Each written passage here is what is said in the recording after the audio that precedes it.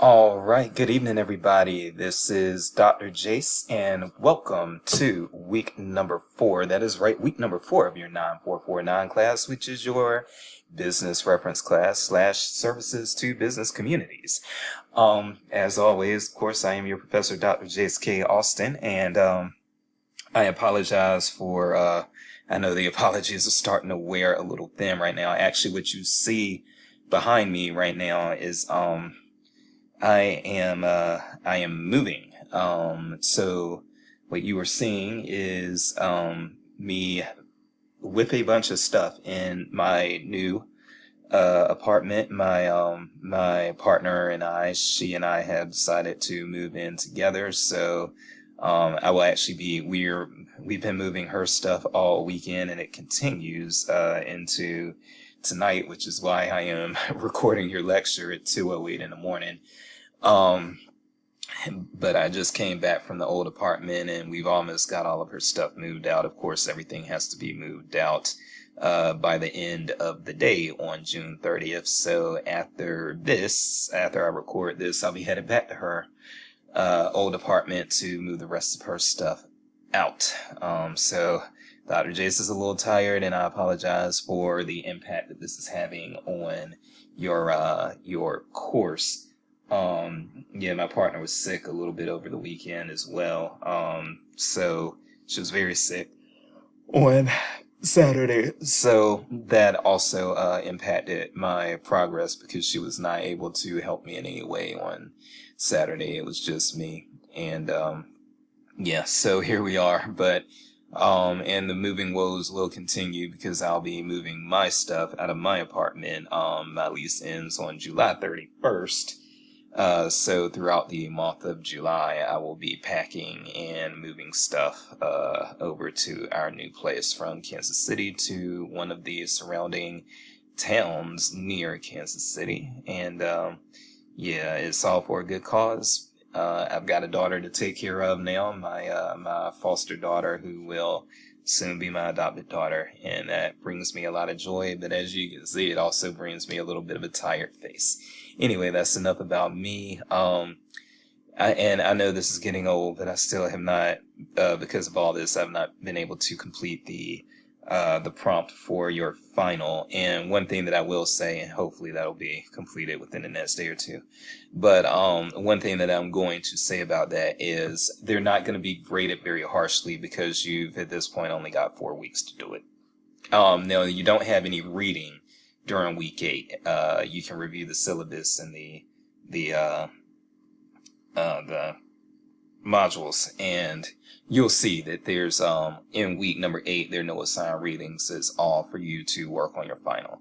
So you'll still have that, but I will say that I'm not going to be grading as harshly on this as I'll be grading future classes, just because you know this is I haven't been able to give you as much time on that assignment as I want to.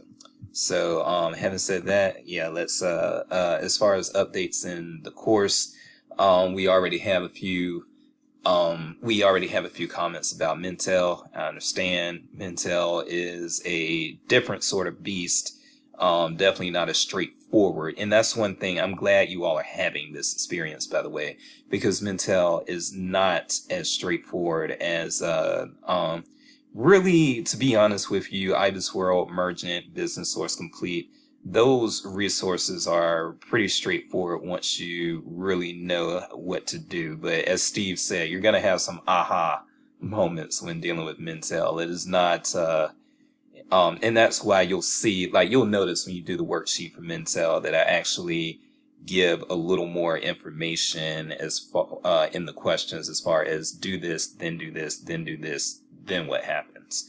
Whereas with Mergent, for instance, I was just like, I have a question, find the answer. And the difference is you can't do Mintel like that. You can't just do Mintel with, okay, here's a question, here's what I want to know, find the answer for me. When teaching Mintel, you actually have to kind of navigate your students a little bit. And so you'll see a little bit of a difference there. And even with me navigating you all a little bit with Mintel, it still takes a while to get used to. It's There's a lot of great information in Mintel. Mintel is definitely worth the subscription, but Mintel is one of those databases where you go, what? Oh, and Steve mentioned that, and so yeah, that's what it is. So you got that going on. Let's go to let's talk a little bit about market research. Oh yeah. So everyone did pretty well on the IBIS World worksheet. And so you all are progressing through the course very well. Also, don't forget about your Stumper assignment. So if you go to your assignments, you can look up and find that. And don't forget about the Stumper assignments. If you have your textbook, you'll see the stompers in the back, and you can just pick one and do what the prompt is telling you to do. Okay. Now, as far as market research. So first of all, when it comes to market research, for one thing, no, you did have the optional reading last week about the difference between industry and market research. So you could have read that. And then also, I believe it was Allie, did a really good job as far as, discussing exactly what the nutshell of what the difference is between industry research and market research. Those terms get used interchangeably. So I want you all to be aware of that. When you go into professional practice, that's going to happen. Somebody is going to ask you about market research when they're really looking for industry research, and vice versa. It's going to happen. Be prepared for it. So that's a nuance that I'm glad has gotten kind of clarified with the advancement of this course. So when you get a market research question, for one thing, and this is something that's very important to know, but it's also very frustrating to have to know, and that is they're not all answerable. So there are going to be times when patrons will ask you something, and it sounds like it's got to be something that's really, really out there if you look for it, and either it's just not, or it's not in the resources that your library has access to. And so it gets frustrating because you think that this information is out there, and sometimes it's out there like just straightforward. Sometimes it's fragmented to where you have to look through and synthesize what you're finding in a few different databases or a few different information resources and put it all together, and then even make inferences or interpret the data a little bit for the patron, and that can be very time consuming. One of the questions I saw on the discussion board for last week was, how long is too long to answer to answer a question? Well, there's a good chance you're going to work at some of these questions for a long time. I hate to be the bearer of bad news, but I've seen it. I've devoted entire days to business research questions, and I've seen collaborative tackling of research questions among several librarians in a department at an institution. Now, one thing, when you have these things come up, the BizLib the BizLib listserv is definitely a good resource to employ there. Get some other librarians from all over the country and in Canada, and I think there are even some English and Australian librarians and South African librarians on BizLib as well. So get them involved. You can ask the question to them. They'll point you to resources. They're eager to help, always very willing to help. And sometimes you'll be able to answer the question, and sometimes there will just be times when you won't. But that's the reality of it. And sometimes, and patrons will get an attitude a lot of times, specifically with market research, when you say we just really can't find an answer, but all you can do is put forth the effort. And you don't have a 100% success rate with any job. There are cops who aren't able to close certain cases. There are teachers who are not able to reach certain students. So there are social workers who can't find employment for every single um, patron, and this is just the reality of work. And so I don't want you all to feel bad. I mean, you're gonna feel bad. You just are. You're gonna feel bad when you are not able to complete a reference request. But all you can do is put forth your best effort. Now, some things that Celia Ross would tell you to keep in mind when you are doing your market or demographic research is one thing to keep in mind is the more narrow or specific a patron gets, the harder it will probably be to track down the data. So try to keep things broad and maybe even have the patron be as broad as possible.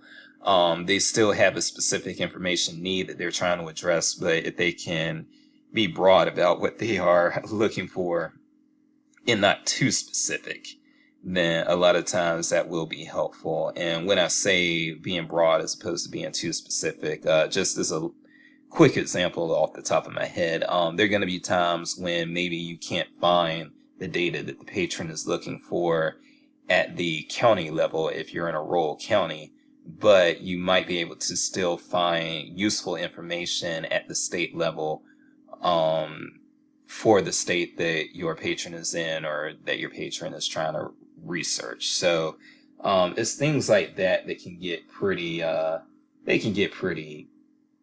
honestly just pretty nuanced and take a lot of time to devote your efforts to. But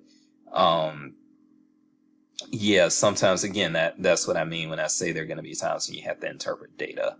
And also just know that there are certain things like patrons and even librarians, to be honest with you, aren't necessarily going to know exactly what companies are and are not required to let the public know. You will often find, and when I say often, I do mean often, you will often find patrons asking, how much does a company spend on this? How much does a company spend on advertising? How much does a particular company spend on, contracting work out and things of that nature? Honestly, a lot of people think that companies have to do like the government and really just like explain all of their expenditures, all of their revenues and all of these things, and they really don't. There is a certain amount of information that public companies have to share in their 10K annual reports here in the United States, but private companies don't even have to do that. And sometimes it's difficult to even know if your company is public or private. And some companies can be subsidiaries, and it gets into a whole mess. So just know that, again, I say all that just to say you're not necessarily going to be able to answer every question, and there are going to be times when patrons think that a company has such and such information out there, and they actually do not volunteer that information. So that's another little thing to kind of keep in mind. And then there is another thing, and I'll wrap up with this because I'm getting a little tired and I gotta go back out there and get some more stuff from the old apartment. Yeah, when you love your girlfriend, you do whatever it takes to make sure that you can have her happy in a living arrangement with you. And I love that woman. So, I'm doing everything that I can right now. And she treats me very well as well. So sorry, I'm drowsy. So I'm just rambling and stuff. But anyhow, yeah, so your another thing that you're going to want to keep in mind is that when you are dealing with marketing questions specifically or demographic questions, you're going to need to know what different terms mean. So you'll have like metropolitan statistical areas, designated market areas, And then you'll have information that's at the county level, information that's at the municipal level, information that's at the metropolitan area level, state level, regional level, and then national level, and then potentially also international. And you're going to there are going to be different resources that can zero in on these different levels for different demographics. And so that's something that no book will really be able to explain perfectly. Celia does, I think, a pretty decent job though, but that's something that's going to come up. It's something that's going to come up a little bit more.